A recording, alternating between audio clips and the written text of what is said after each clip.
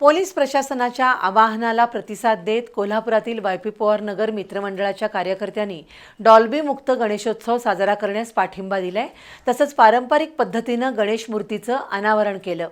त्याबद्दल पोलीस अधीक्षक निलोत्पल यांच्याकडून वायपी पवार नगर मित्रमंडळाच्या पदाधिकाऱ्यांचा सत्कार करण्यात आला।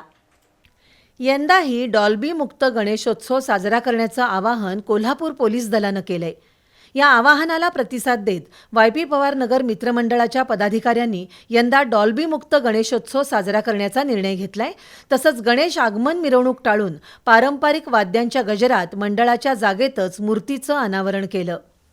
काल जो आमचं वायपी पवार नगर मित्रमंडळ करवीरचा राजा याचं आगमन झालं, त्या आगमनाच्या वेळी आम्ही जागेवरच मूर्ती स्थापना केली आणि पारंपरिक पद्धतीनं आम्ही या ठिकाणी ढोल ताशाच्या गजरात गणरायाचं स्वागत केलं।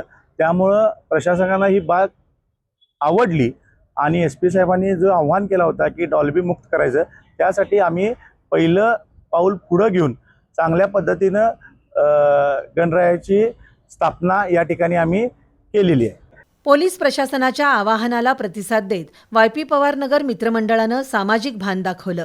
त्याची दखल पोलीस अधीक्षक निलोत्पल यांनी घेतली आणि वायपी पवार नगर मंडळाचे अध्यक्ष, पदाधिकारी आणि कार्यकर्त्यांचा पोलिसांच्या वतीनं विशेष सत्कार करण्यात आला। यावेळी शहर पोलीस उपअधीक्षक प्रिया पाटील, पोलीस निरीक्षक विकास जाधव उपस्थित होते।